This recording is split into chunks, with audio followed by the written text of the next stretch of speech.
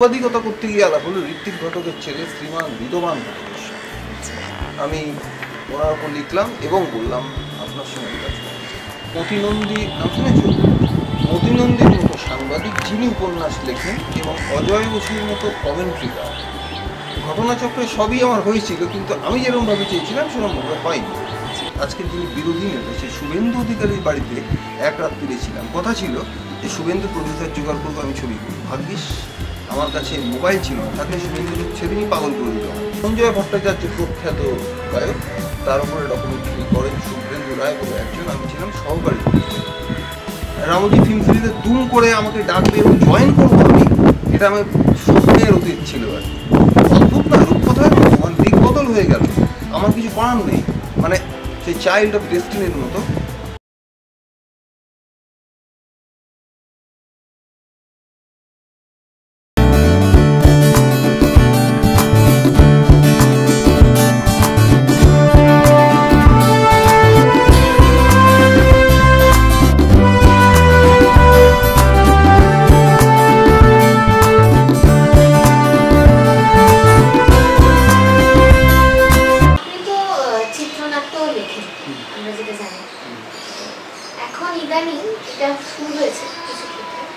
অনেক পরিচালক চিত্রনাট্য না নিয়ে ইম্প্রোভাইজেশন করছে। না নিয়ে মানে চিত্রনাট্য না লিখে ইম্প্রোভাইজেশন। আচ্ছা, মানে কোনো সিরিয়াল বলুন বা সিনেমার ক্ষেত্রে বা শুটের ক্ষেত্রে। তো সেই ক্ষেত্রে কি এটা মানে শিল্পীদের স্বাধীনতা বাড়াচ্ছে নাকি গুণগত মানের দিক থেকে একটু কমে যাচ্ছে? সেই প্রথম ঋত্বিক ঘটক করতেন তো, স্ক্রিপ্টটা মাথায় রাখতো। শোনা যায়, আমি সত্যি মিথ্যে জানি, অনেকের মুখ থেকে শুনেছি ঋত্বিক ঘটকের ছেলেও প্রডিউসারকে তো বল করতে হবে। প্রডিউসারের কাছে গেছি, প্রডিউসার বলেছেন তাহলে আপনি চিত্রটা শোনান। অ্যাসিস্ট্যান্টকে নিয়ে গেছে ঋত্বিক ঘটক, খাতা বার করে, ধরো ওখানে বসে আছে অ্যাসিস্ট্যান্ট, এখানে প্রডিউসার করে শোনাবে। প্রডিউসার খুশি হলো, ঠিক আছে এটা তাহলে আমার কাছ থেকে শুরু করবো। কেটে গেল। বাইরে চলে আসার পর অ্যাসিস্ট্যান্ট ডিরেক্টর বলছে, ঋত্বিকটা আপনি স্ক্রিপ্টটা করে ফেললেন, এই যে বললেন কাল সন্ধ্যাবেলা তো বললেন হয়ে গেল এত বড় স্ক্রিপ্ট। ঋত্বিক বলছে গ্রেট, খুলে দেখা যায় সাদা পাতা, পুরোটাই তার মাথার মধ্যে আছে। নাম্বার ওয়ান, ইম্প্রোভাইজেশন তো বাচ্চা জিনিস। এইবার তুমি ধরো, তুমি যে প্রশ্নটা করলে সিরিয়ালের ক্ষেত্রে হয়, আমি সিরিয়াল লিখেছি বলে আমি জানি এটা হয়। সিন যাই থাকুক, কেমন ধরো এলো না আজকে, পাত্রদাত্রী এলো না, তখনই স্ক্রিপ্ট লিখে চেঞ্জ করে দিতে হবে যে পাত্র অস্ট্রেলিয়ায় কাজে চলে গেছে অন্য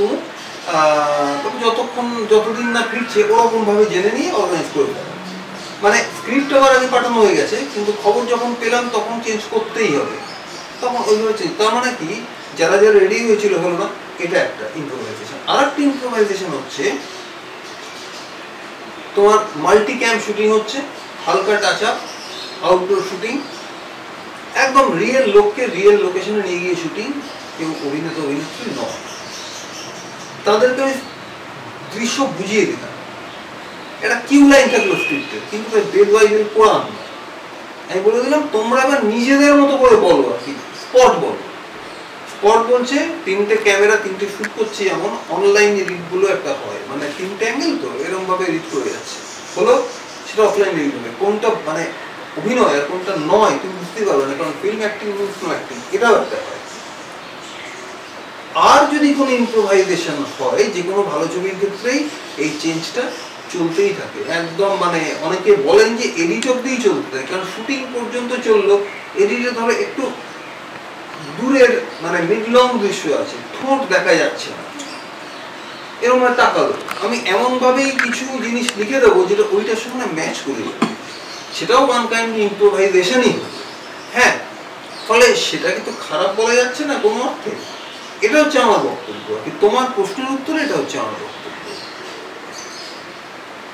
মানে আমি এটা বলতে চাই যে এই যে আমি যেটা বলতে চাই না যে স্ক্রিপ্ট লেখা বা স্ক্রিপ্ট পড়ে অভিনয় করা, মুখস্থ করে, সেটা না করে মানে সেটা হচ্ছে না যে শুটগুলোতে, যে সিনেমা বা সিরিয়ালগুলোতে, এবং পরিচালক বলে দিচ্ছেন যে তোমার এই হবে, তোমার শটটা এরকম হবে, তোমার আজকে ধরো জল হয়েছে, তো তুমি কিরকম ভাবে তোমার নিজের মনে হতো তুমি সেটা করো, তোমার যা ডায়লগ সে তো বলতেই হবে, কারণ বলতেই হবে। কেন? অ্যাক্টিং মানে যেটা সত্যি নয় আসলে তুমি সেটাই তো করছো, মিথ্যাটাকে এস্টাবলিশ করছো। তুমি ধরো একটা 19 বছরের কলেজ ছাত্রীর অভিনয় করছো, সত্যি তুমি কলেজ ছাত্রী নও ব্যক্তিগত জীবনে, তোমার বয়স 19 নয়। ন্যাচারালি ধরো আমি একটা চোরের রোল করছি, আমি সত্যি চোর নই বাবা।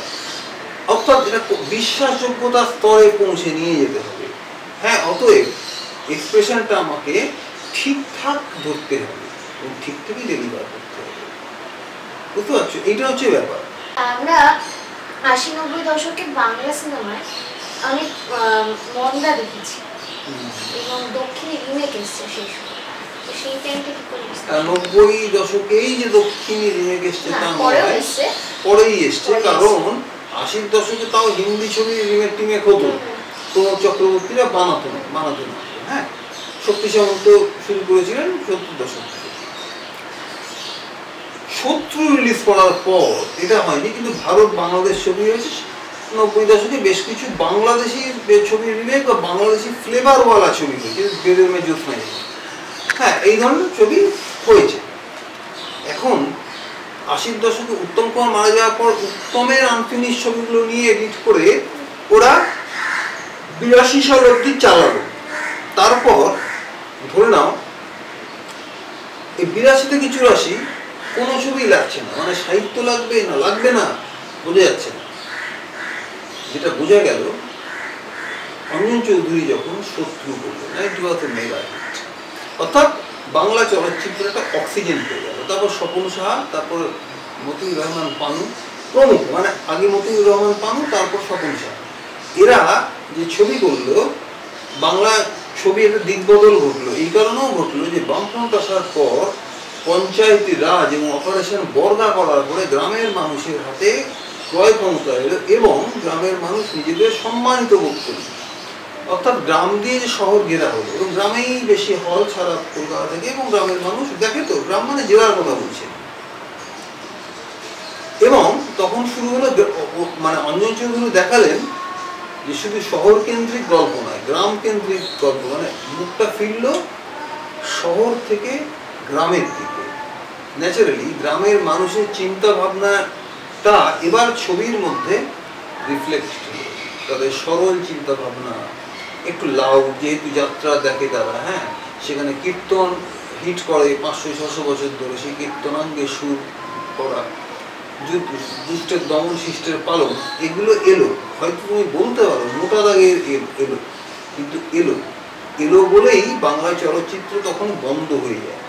এই 80-90 দশক আমরা বলি দি এজ অফ ডেকাডেন্স, অবক্ষয়ের এই সময়, বা আমরা এখন বলতে পারি অবক্ষয়ের সেই সময়।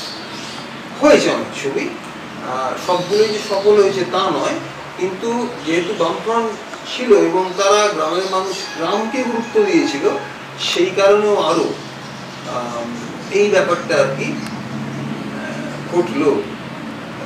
এটাকে আমাদের শহরের অভ্যস্ত চোখ চট করে মেনে নেয়, কারণ কলকাতার যারা বুদ্ধিজীবী শ্রেণী বা যারা কি বলবো ওটাকে, মানে বুধমণ্ডলী আর কি, সারস্বত সমাজ, তারা এই ছবিগুলোকে গুরুত্ব দিল না।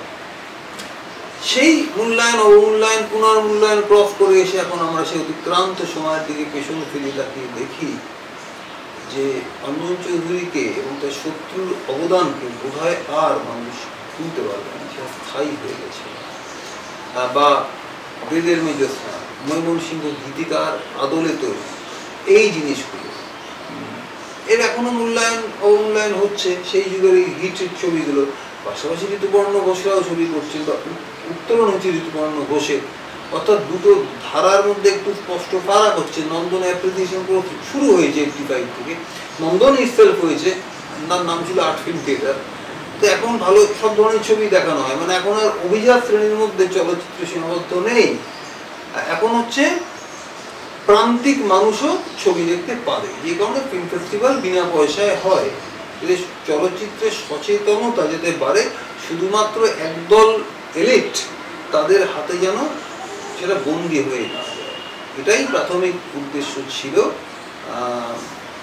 তৃণমূল সরকারের। বামপন্থীরা মানুষের মানে সাধারণ মানুষ গ্রামের দিকে দৃষ্টি দেওয়ার ফলে ওই গ্রাম মানে যে ছবিগুলো শহর এবং গ্রাম দুটো ভাগে না ভাগ হয়ে যায়, এটা অদৃশ্য মেরুকরণ তৈরি করে, যেটা নতুন শতাব্দী এসে আস্তে আস্তে যেটা বলেছি আমি আগে যে মানে মাল্টিপ্লেক্স কালচার, ঝাঁ চকচকে টেকনোলজিক্যাল অ্যাডভান্সমেন্ট, কারণ হলিউডের টাইটানিক তৈরি হয়ে গেছে। ন্যাচারালি আমাদের এখানে প্রভাবটা দেরিতে পড়বে, ছোট করে পড়বে, আমাদের মতো করে পড়বে, ট্রায়াল অ্যান্ড এরার করে পড়বে, কিন্তু পড়বে, আশানুরূপ না হতে পারে, পড়েছে।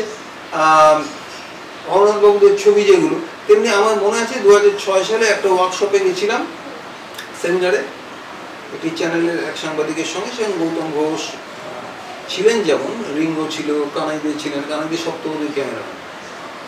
ওখানে বললো ডিজিটালই ভবিষ্যতের মাধ্যম, এবং ডিজিটাল মানে কি, ছবি হলো তো আমি আমার হাউস থেকে এরকম করে পাঠিয়ে দিলাম, এখন যেটা যায় একদম চলে যাবে ওটা ইয়ের কাছে, মানে তোমার ডিস্ট্রিবিউটার, হল, সেন্সার বোর্ড, মানে মেল পাঠালাম, চিঠি, আর ওটা পাঠিয়ে ফোন করে বলে দিলাম, ফোনও বললাম না, হোয়াটসঅ্যাপ করে বলে দিলাম, এখন ওটা সম্ভব। তখন বলা হচ্ছিল যে এরকম কি আমাদের হবে, হয়তো 10 বছর পরে হবে, সত্যি তাই হয়ে গেল।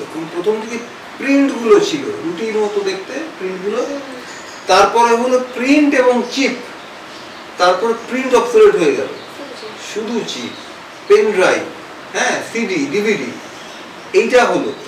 তো ন্যাচারালি এই তোমার পেন ড্রাইভ, তারপরে সিডি, ডিভিডি ইত্যাদি করে এই 2000 রানার বলে একটা ব্যাপার ছিল, সে দৌড়ে গিয়ে দিয়ে আসবে, কিন্তু তারপর আর ওই ব্যাপারটা নেই, মানে তখন বিশেষ করে করোনার সময় আরো বসে এই করে দিচ্ছি, চলে যাবে, হ্যাঁ, ন্যাচারালি। এবং এই ডিজিটাল হওয়ার ফলে বহু লোকের চাকরি যায়। কৌশিক গাঙ্গুলির একটা ছবি আছে এটা নিয়ে, সেখানে পরাণ বন্দ্যোপাধ্যায় অরুণ গুহ বলে একটা ক্যারেক্টার করেছিলেন, তাতে বলেছিলেন একটা সিনেমা চিৎকার করে আছে, হ্যাঁ, ডিজিটাল হওয়ার পরে কি কি ক্ষতি হচ্ছে, কি কি লাভ হচ্ছে, সেগুলো দেখতে গিয়ে দেখা যাচ্ছে প্রিন্ট অবসোলেট হয়ে যাচ্ছে। হ্যাঁ, না আমার এই মুহূর্তে ওই একটা হল নিয়ে সিনেমা হল হতে পারে, হতেই পারে। ফলে সেই জিনিসটা, এই যে একটা রূপান্তর, নিঃশব্দ রূপান্তর ঘটে গেল, সেইটা ডিজিটাল বিপ্লব মানে টেকনোলজিক্যাল অ্যাডভান্সমেন্টের ফলেই ঘটে গেল আর কি বলে আমি এই প্রসঙ্গে একটা কথা বলবো। ইদানিং আমরা দেখি যে সমস্ত নতুন যে সিনেমাগুলো আসছে, তার হিরো হিরোইনরা বা আরো যারা থাকে কাস্টে সবাই মিলে প্রিমিয়ারে যায়, হ্যাঁ, এবং প্রচার করেন ছবি বিভিন্ন জায়গায় গিয়ে ঘুরে, এবং তারা বলেন যে ছবিটা যেন তারা হলে গিয়ে দেখে, মানে আমরা দর্শকরা যেন হলে গিয়ে দেখি। এবং আমরা এখন যেটা দেখতে পাই, হলে মানুষের দেখার সংখ্যাটা একটু হলেও কমছে আগের তুলনায়, যেহেতু মানুষ এখন ভাবে যে আমি হলে নাকি আমি ওটিটিতে যখন আসবে আমি দেখে নেব। এবং সেই ক্ষেত্রে কি এই মাল্টিপ্লেক্সগুলো যে সমস্ত টিকিটের যে চার্জ, সেটা কি এফেক্ট করছে? কারণ অনেকের মুখে আমি শুনেছি যে এত টাকা দিয়ে কেন দেখতে যাবো যদি সিনেমাটা ভালো না লাগে, তার থেকে বাড়িতে বসে দেখতে। এটা একটা দিক, কিন্তু তোমার প্রশ্নটা ভালো। এখন সবাই গালা পার্টি করে, ওটাকেই গুরুত্ব দেয়, প্রচার করে, প্রচারটা একটা নতুন বিপণন এসে গেছে। কিন্তু ছবি যদি সত্যি ভালো হয় না, তাহলে সে করতে হয় না, ছবি চলে। উদাহরণ সহজ পাঠের গল্প, মানস মুকুল পাল বিভূতিভূষণ বন্দ্যোপাধ্যায় তাল নবমী থেকে ভেঙে বানিয়েছিলেন। প্রডিউসার ছিল অভিজিৎ ঘোষ, এবং অভিজিৎ মানুষের বন্ধু, এবং বলেছিল যে তুই তোর মতো কর। সেই তাল নবমী দেখে মানে হই হই করে ছবি চলে। আর একটা ছবির নাম হচ্ছে দোস্ত জি, সেটাও অস্কার নমিনেশনে যায়, এবং হই হই করে এখানে তারপরে চলে।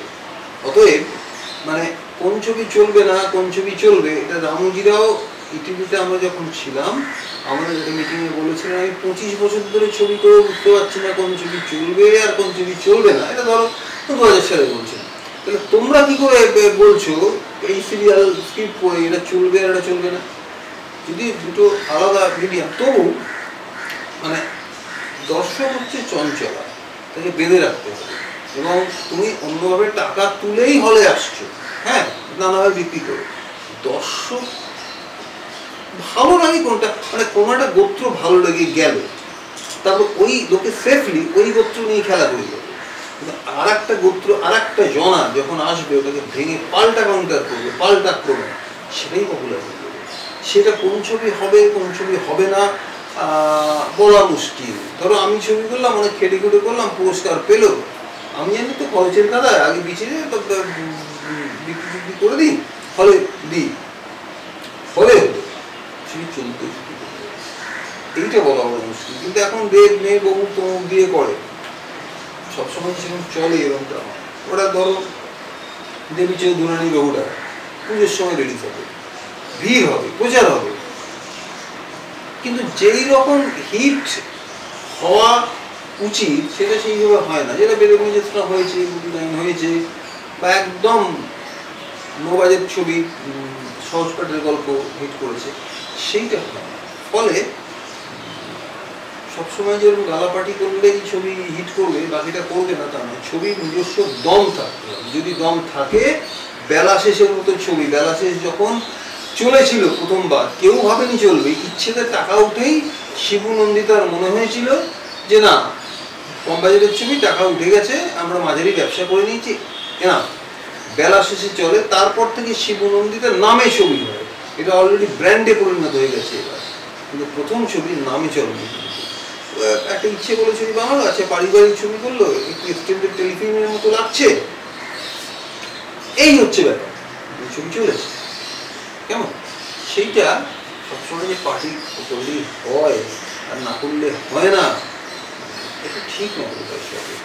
হ্যাঁ, আরেকটা জিনিস আমরা এখন দেখতে পাই সোশ্যাল মিডিয়ায়, যে সিনেমাগুলো চললো একদিন দুদিনে যে রিপোর্ট চলে আসে সোশ্যাল মিডিয়াতে, এখন খুব তাড়াতাড়ি চলে আসে যে এত টাকার ব্যবসা করেছে, এত টাকার ব্যবসা করেছে, এবং সেটা নিয়েও আবার বিতর্ক থাকে। দুরকম তিন রকম জায়গা থেকে দেখানো হয় যে এটা সত্যি নয়, এটা সত্যি, মানে এত টাকা সত্যিই তুলতে পারি না, এটা দেখানো হচ্ছে যে এত টাকা তুলেছে। এই বিষয়টা কিরকম ভাবে দেখা?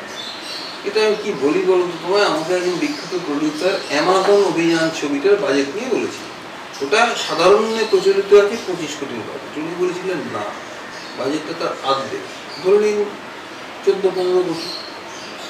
যেভাবে প্রচার হয়েছিল সারা বিশ্ব করে, সেই প্রোডাকশন ধরে নেওয়া গেল টাকাটা তুলে ফেলেছিল, মার্জিনাল প্রফিট বা মাঝারি ব্যবসায়িক সাফল্যই না হয় করেছে, মানে 15 কোটি দিয়ে 30 কোটি হয়তো করেনি, কিন্তু 20-25 কোটি করেছে, 25 কোটি অন্তত করেছে। এবার ওরা অফিসিয়াল তো 25 বলে রেখেছে, তারপরে কিন্তু আর বলছে না যে কি দাঁড়ালো স্ট্যাটাস। এটা তুমি কোথায় পাবে? বম্বেতে পাবে। কেমন? বম্বের ছবিগুলো তুমি একদম মানে গুগলে সার্চ করলে পেয়ে যাবে কোন ছবি কত হিট করেছে। নয়তো তোর বেঙ্গল ফাইলস, ওটা সারা ভারত জুড়ে চালানোর চেষ্টা করা হচ্ছে, 6 কোটি কত উঠেছে, ছবি বাজেট প্রায় 60 কোটির কাছে হয়েছে, অর্থাৎ মুখ থুবড়ে পড়েছে। ও এবার মানে কিছু ফেক ছবি দেখিয়ে দেখাচ্ছে কত রোগ হয়েছে, আসলে হচ্ছে নাকি 20-25 কোটি টাকা নাকি উঠেছে, ওঠেনি, একদম ফ্লপ ছবি উঠবে। হ্যাঁ, তো ন্যাচারালি ছবিটা ছবির মতো হতে হবে, মানে যদি শৈল্পিক ব্যাপার থাকে তাহলে সেই ছবি কিন্তু চলবে।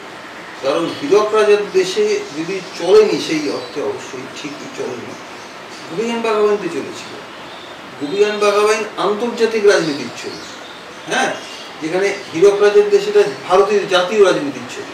ফলে এই যে এইটা চলেছিল, আসলে রূপকথার একটা মায়াময় জগৎ তৈরি করেছিলেন সত্যজিৎ রায়, যেই কারণে হয়তো ছবিটা চলেছিল। এবং এদের বলতে হতো না যে এত টাকা পড়েছে, আসলে সোশ্যাল ইনফ্লুয়েন্সাররা যা খুশি বলে, যা খুশি, ঠিক নয়। আমার এটাই বক্তব্য। এর ফলে অনেক কিছু ভুলভাল কনসেপশন বাজারে চালু হয়ে যায়, যেটা পরবর্তীকালে দেখা গেছে যে সর্বাংশে ঠিক নয়। এবার আপনি তো সিনেমা নিয়ে গবেষণা, চলচ্চিত্র গবেষণা, তা আপনার মতে একটা হিট ছবি বা এই ছবিটা অনেকটা চলেছে, বা কি বলবো, ভালো ছবি, এটা বোঝাতে কি বক্স অফিসের কত টাকা উঠলো সেটা ডিপেন্ড করে, না সেই ছবিটার মধ্যে কতটা শৈল্পিক গুণ রয়েছে, ছবির গল্প কি সেটা ডিপেন্ড করে? দেখো, ভারতবর্ষের অধিকাংশ জায়গায় হিট ফ্লপ দিয়ে ছবি বিচার হয়। মানে বম্বেতে ওরা ধরো সাউথে রেখেছি, যে ছবি ফ্লপ করেছিল ছবি না, মানে সত্যজিৎ রায়, মৃণাল সেন, ঋত্বিক ঘটক ওদের মতো ছবি না, হিট করবে যেটা সেটা ফ্লপ, সেটাই ছবি। মানে 100 কোটি দিয়েছে 200 কোটি পাবো। রামোজিরা বোম্বেটে বললেন ঠিক আছে 1 কোটি টাকা দিয়েছে 2 কোটি পাবো। যেহেতু আমাদের কলিগরা ওই ছবিতে কাজ করতো তাই আমি জানি ওটা। এবার তারা 1 কোটির ছবিটা যখন মোটামুটি ধরে নাও 1.5 কোটি উঠলো, তখন যারা ওই ছবির সঙ্গে যুক্ত ছিল তারা তো চাকরি করতো, তারা বলেছিল যে আমাদের মাইনে বাড়ানো দিতে হবে। তখন তোমাদের লজ্জা করে না? 1 কোটির ছবি 25 লাখ টাকার আমি যে পাবলিসিটি করেছি, হতে পারে সেটা ইটিভিতেই অবিরত অষ্টপ্রহরের কীর্তনের সংকীর্তনের মতো করে প্রমো ছেড়েছি, তো অন্য জায়গায় দিলে টাকাটা লাগতো না, ধরুন আরো 25 লাখ, ধরুন 1 কোটি 25 লাখ। 1 কোটি 25 লাখ টাকা খরচ করে যে হিডেন কস্ট দেখা যাচ্ছে, তোমরা 1 কোটি 50 তুলেছো, তোমরা বলছো এটা ছবি হিট করেছে। হ্যাঁ, রামজিরা কিন্তু দ্বিতীয়বার আর ওই বাংলা ছবি করেন, কারণ ওরা হিট ফ্লপে বিশ্বাস করে। তার মানে প্রডিউসার মুখী প্রজেক্ট হচ্ছে, বম্বেতে বলো সর্বত্র ভোজপুরি সিনেমা সব তাই, সব হিট ফ্লপে, মানে আগে থেকে গান বিক্রি করে। কিন্তু বাংলায় হয় ডিরেক্টর মুখী প্রজেক্ট, এখানে ডিরেক্টর ফিল্ম বলা হয়। কেমন? এখানে মানে অন্য জায়গায় যেমন প্রডিউসারকেই বলা হয় নির্মাতা, এখানে আর ওদের ডিরেক্টরকে বলা হয় নির্দেশক। এখানে কিন্তু ফিল্ম মেকার বলা হচ্ছে ডিরেক্টরকে, প্রডিউসারকে না। এবং ডিরেক্টর আর প্রডিউসারকে সব কিছু খোয়াতে আসেনি, ডিরেক্টরকে তো ইন্টেলেকচুয়াল হিসেবে প্রতিষ্ঠিত করতে আসেনি। তার তো একটা ব্যাপার, মানে ডিরেক্টররা পরোক্ষ দায়ে থাকা উচিত যে একটা টাকাটা ফেরত এলো। এবার হ্যাঁ, সেই প্রডিউসার পাওয়া মুশকিল যে বলবে আমি তো টাকা ফেরত চাইছি না, আপনি মনের মতো ছবি করুন। মনের মতো ছবি করতে গেল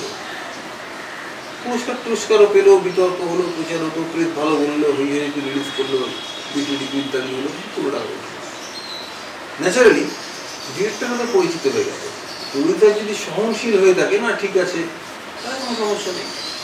আদারওয়াইজ ওই ছবিটি যদি আমাদের ভাষায় ভালো ছবি হয়ে যায় একটা, কিন্তু সেই অর্থে ব্যবসায়ী সাফল্য পেল না, মানে ঋত্বিক বাবু প্রথম মানে মেঘে ঢাকা ছাড়া যে কোনো ছবিই তাই, কিন্তু সেই ছবিগুলো আলটিমেটলি যে আমরা খারাপ ছবি বলবো। এবং সব থেকে বড় কথা কি জানো, ওই ছবি বছরের বা বছর ধরে প্রডিউসারকে টাকা জুগিয়ে এসছে। মানে ওই ছবিগুলোর মধ্যে বেশ কতগুলো ছবি প্রডিউসার ছিলেন ঋত্বিক ঘটক সঙ্গে, তো টাকা জুগিয়ে এসছে। মানে আমি ফিল্ম রাইট বিক্রি করলাম জিকে, ধরো 5 বছর এত কোটি টাকা দেবো, মিলে গেল। এবার সেইখান থেকে সোনিকে, সেখান থেকে অমুকে তমুকে, অর্থাৎ কোথায় সে কয়েক লাখের টাকা ছবি আর কোটি কোটির ওপর যাচ্ছে। ফলে ভালো ছবির কিন্তু একটা লং রান এফেক্ট আছে, আর তথাকথিত পপুলার ছবির সেই এফেক্টটা একটু কম। এবং সত্যি কথা বলতে কি, উত্তমীয় যুগের যে ছবিগুলো, ওরা তো হল কালেকশনই ছিল মেন, হল থেকেই ছবির টাকা তুলতো ওরা, ডিস্ট্রিবিউটাররা টাকা দিত। উত্তম বাবু আছেন, এবার টাকা যখন উঠতো প্রথমে পাবে ডিস্ট্রিবিউটার, তারপর এক্সিবিটার মানে হল মালিক, তারপর হবে প্রডিউসার। 100 টাকার 65 টাকা প্রডিউসার পেবে। আর ডিস্ট্রিবিউটার যদি ইনভেস্ট করে তাহলে প্রডিউসার দেখা যায় 50 টাকা পেবে, কারণ ও তো টাকা দিয়েছে। তো ন্যাচারালি সেই ছবিগুলো নিরিখে যেগুলো হিট ছবি ছিল না, সরি যেগুলো হিট করেনি, ফ্লপ করেছে, ঋত্বিক ঘটকের ছবি সেগুলো এখন চলেছে। আর উত্তম কুমারের ছবিগুলো আবার তখন টাকা তুলে নিল, পরবর্তীকালেও টাকা তুলেছে বলেই আমার ধারণা। মানে সেই অর্থে উত্তম, হ্যাঁ, ঋত্বিক ঘটকের ছবি, সত্যজিৎ রায়ের ছবি, মৃণাল সেনের ছবি যে লেভেলে মানে ইন দি লং রান চ্যানেলগুলোর কাছ থেকে পেয়েছে বা ব্যবসা করেছে, উত্তম কুমারের ছবিগুলো সেই মানে অর্থে হয়তো সবগুলো ছবি হয়নি, কিন্তু পাশাপাশি এটাও ঠিক যে সেই সময়ও তারা ব্যবসা করেছে। সব মিলিয়ে ব্যাপারটা প্রায় সমান সমান। মানে আপনি আপনার বক্তব্য থেকে এটাই বুঝতে পারলাম যে কোনো ছবি যদি সেই ছবিটা ভালো ছবি হয় তাহলে সেটা আজ আমাকে ব্যবসায়িক লাভ না দিলেও একদিন একদিন দেবে, দিতে পারে, দেওয়া উচিত, ফলে দেয়ও। হ্যাঁ, কারণ দেখুন ভালো ছবি দেখার মানুষ তো রয়েছে, তারা তো দেখবে, আজ না দেখুক কাল তো দেখবে, হলে না চলুক টিভিতে দেখবে। আমাকে একজন মহিলা পরিচালক কদিন আগে বলেছেন যে বাংলা হচ্ছে সংস্কৃতির কালচার ক্যাপিটাল অফ ইন্ডিয়া, এখানে তো ভালো দর্শক আছে, তাই যদি হবে তাহলে ভালো ছবি ভালো চলে না কেন? আসলে বাঙালির মধ্যেও চিত্ত চাঞ্চল্য ঘটেছে, যে কারণে বাঙালি ছবি যখন দেখে, বাঙালি যখন দেখে, তারা হিন্দি ছবির গ্লসি ব্যাপারটা চায়, এবং হয়তো তারা বাংলা গল্প থেকে অন্য গল্পই চায়, যদি ইউটিউব থেকে স্প্যানিশ ছবি থেকে কন্টেন্ট থেকে এখানে ছবিটা হলো, এরকমও চাইতে পারে। ফলে এখন এই যে এজ অফ গ্লোবালাইজেশন, এর জন্য সব মিলেমিশে একাকার। হ্যাঁ, এই যে এটা কিন্তু ঘেটে যাওয়া বলতে পারো, মানে মিলেমিশে একাকার। ফলে বাংলা ওইভাবে আর নেই, এখন একটা বিরাট প্যান ইন্ডিয়া যেমন হয়েছে তেমন ওভারঅল একটা ব্যাপার হয়েছে। হ্যাঁ, ফলে সেই অর্থে কোন কনসেপ্ট কার ভালো লাগবে সেটা বলা খুব মুশকিল। তবে এরা যারা পপুলার ছবি করছেন শহুরে মেইনস্ট্রিম ভাষা ছবি করছেন যারা, অর্থাৎ ধরা যাক শ্রীজিৎ মুখোপাধ্যায়, কমলেশ্বর, কৌশিক গাঙ্গুলি, দেব বা অভিজিৎ সেন, তারা বাঙালির অনেক ব্যাপার নিয়ে, মানে কালচারের নিয়ে ছবি করছে। রঘুরা ভীষণভাবে বাঙালি, দেবী চৌধুরানী ভীষণভাবে বাঙালি, এই ধরনের বিষয় নিয়ে ছবি করছেন, সেফ খেলতে চাইছেন যাতে বাঙালি দেখে, পুজোর সময় রিলিজ করছেন, নানাবিধ প্রচার করছেন, হয়তো তারা টাকা তুলেও ফেলবে, কিন্তু যতটা ঢক্কা নিনা তারা করেন যে এত দিয়ে এত করেছি, আমরা তো হিসাব করতে পারছি না, বম্বে করতে পারি কিন্তু পারছি না, আমার মনে হয় না ততটা মানে করছে আর কি, যতটা ওরা বলছে। এবার আসবো এই ওটিটিতে বাংলা সিনেমা ভবিষ্যৎ। ওটিটি অ্যাকচুয়ালি কি হয়, ওটিটি ছবিটা মানে ছবি বিক্রির তো একটা ব্যাপার আছে, ছবি করে বিক্রি করে দেওয়া, তার নির্দিষ্ট নিয়ম কানুন কিছু আছে। এবারে যারা সেফ খেলতে চায়, যে সমস্ত প্রডিউসার, আমি পরিচালকের কথা বলবো না, তারা এখন ওটিটিতে দেওয়াটা প্রেফার করছে। কেন এটা বুঝতে হবে। ধরো তোমার ছবি 80 মিনিট বা 90 মিনিট বা 95 মিনিট করতে তোমার একটা খরচ লেগেছে, ধরা যাক তুমি তো হলে দিচ্ছ না, ডাইরেক্ট বেচছো, অর্থাৎ 1 কোটি টাকা খরচ লেগেছে, তার মানে আরো 50 লাখ লাগেনি, কারণ তুমি পাবলিসিটি ওটা করছো না 1 কোটি টাকা। ওটিটি তোমাকে ওই ছবি থেকে ধরো 1 কোটি 20 লাখ টাকা দিচ্ছে, তোমার আর কিছু বলার নেই, কিন্তু প্রডিউসার সেফ 20 লাখ টাকা বেশি পেয়েছে, অর্থাৎ মার্জিনাল প্রফিটের তুলনায় কিছু বেশি পেয়েছে, সে ওতেই খুশি। কিন্তু ওটিটি চ্যানেলগুলো তারা ওই তোমার ছবি 1 কোটি 20 দিয়ে কিনলো বলেই ধরে নেবো, তারা যদি 2 কোটি 40 লাখ টাকা বিজনেস করে, তুমি আর কিছু বলতে পারবে না, তোমার হাত থেকে ওটা বেরিয়ে গেছে। ডিরেক্টর পাবে রেমুনারেশন, প্রডিউসার সেখান থেকে 20 লাখ টাকা এক্সট্রা পাবে, এর বেশি কিছু হবে না, বুঝতে পারছো? অর্থাৎ সেফ গেম খেলার দিকে ঝোঁক বেড়েছে, ওটিটিতে কি ধরনের ছবি হচ্ছে সেইটা দেখার একটা ব্যাপার, ট্রেন্ড বেড়েছে, এইবার সেইভাবে ছবি করা হচ্ছে। একটা যারা মূল প্রফেশন যেটা, তারা তাই করছে, বুঝতে পারছো? এটা হচ্ছে ব্যাপার। আমরা একটা জিনিস দেখি, লক্ষ্য করি যে বিদেশি ফিল্ম ফেস্টিভ্যালগুলোতে বাংলা ছবি অনেক প্রশংসা পায়, বাংলা কিছু ছবি, কিন্তু সেগুলো এদেশে চলে না, এদেশে সেরকম প্রশংসা পায় না বা হলে চলছে না ঠিকঠাক, এরকম কেন? না, এইটা আমি 100% একমত নয়, আমি বরং উল্টোটাই দেখেছি। মানে পথের পাঁচালী ছবিটা যখন হয় এখানে চলেনি, হ্যাঁ আমি অরোরায় গিয়ে দেখে এসেছি, কিন্তু যেই বিদেশ থেকে আসে ম্যাসিভ হিট, হিসাব পাল্টে গেছে। অনেক ছবি হয়েছে বিদেশি, না ওটাই বলছি যে যখন আমাদের কাছে জিনিসটা আছে, আমরা তো জিনিসটা আগে পাচ্ছি, তখন আমরা সেটা মূল্য বুঝছি না।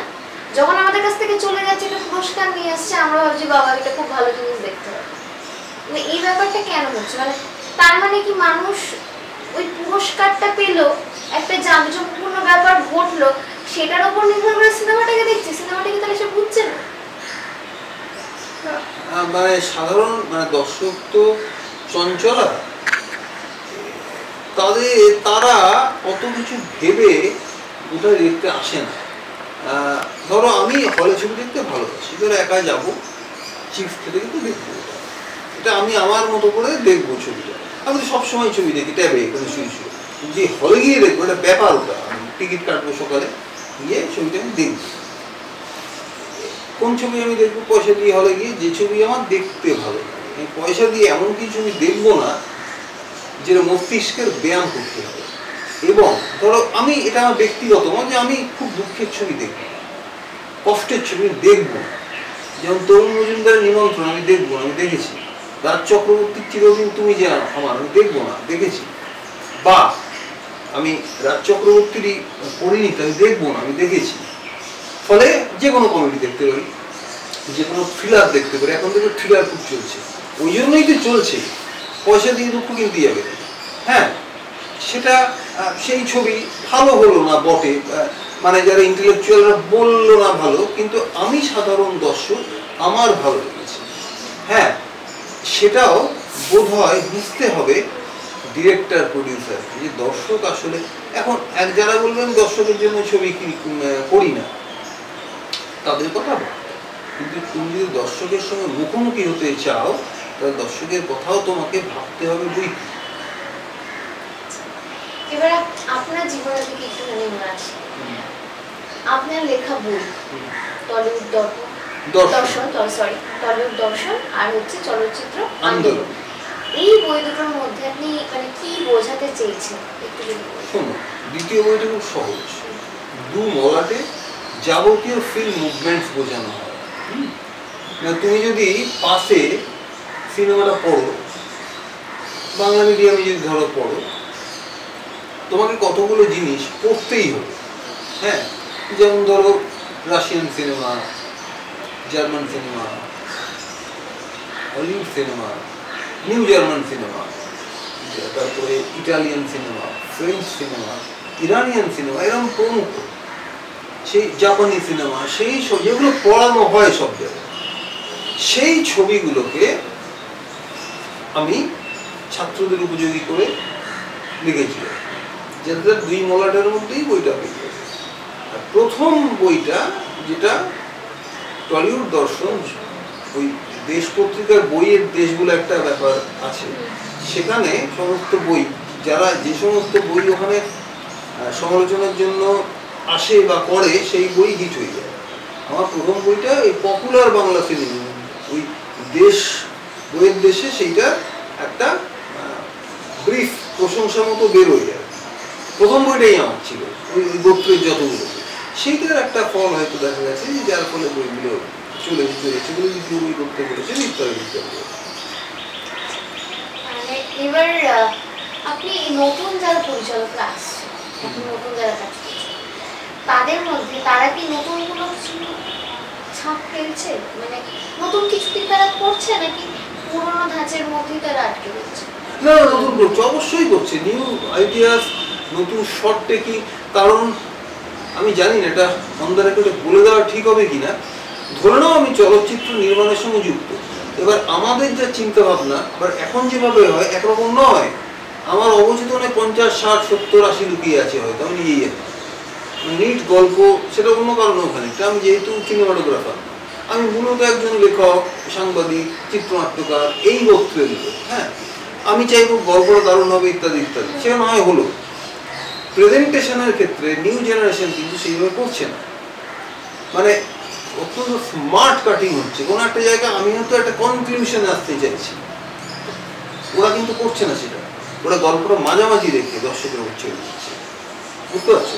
এই জিনিসগুলো হচ্ছে, ফলে এই যে স্মার্ট কাটিং এর ছবি করে বেরিয়ে যাওয়া, সেটা একটা ব্যাপার। কিন্তু হ্যাঁ, তার মানে আদিত্য সেনগুপ্তের ওই আসা যাওয়ার মাঝে বা ওই গোত্রের ছবি, অঞ্জন দত্তকে কোট করে বলতে পারি যে মাঠের মধ্যে খাট, এই ধরনের ছবিগুলো আমার ঠিক ভালো লাগে। আমার সেই সব ছবি ভালো লাগে যেগুলো একটু ক্লাসিক ঘেঁষা, একটু ট্র্যাডিশনাল ন্যারেটিভ নিয়ে পড়ে, যেটা আম দর্শকের ভালো লাগে, এইটা হচ্ছে ব্যাপার।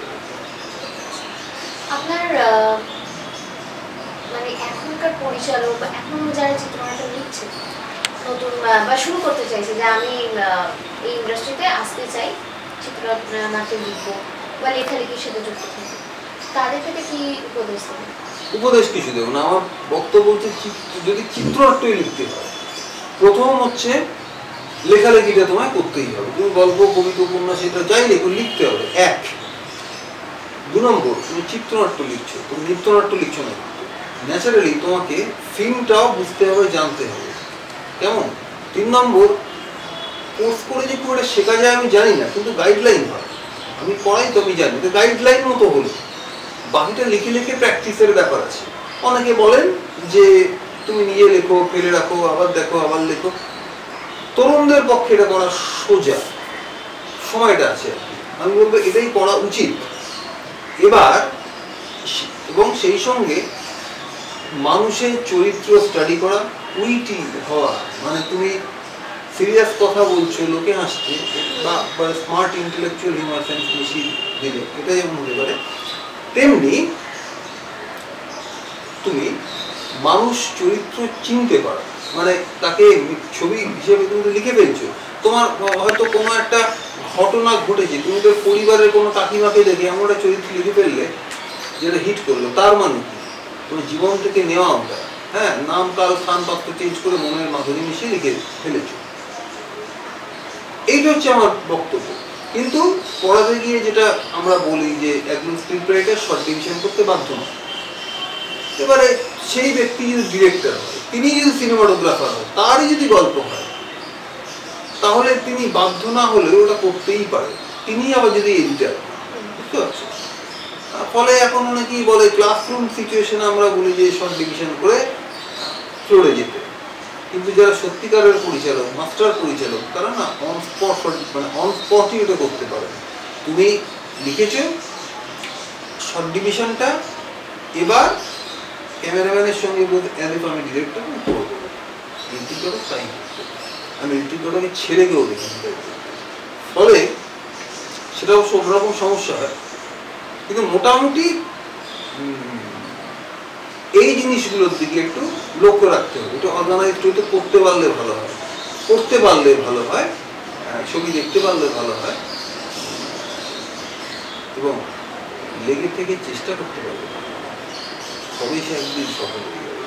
যে কোনো বয়সেই স্বপ্নটাকে দেখতে হবে, পুষতে হবে, চাষ করতে হবে। আমরা সকলেই চাষা, কেউ আগে ফল পাবো, কেউ পরে ফল পাবো, ফল নাও পেতে পারে। চাষ করাটা ছাড়লে চলবে না। এবং স্বপ্নটা এমন নয় যে তুমি ঘুমিয়ে ঘুমিয়ে দেখো, স্বপ্নকে এটাই যেরকম ঘুমোতে দেয়।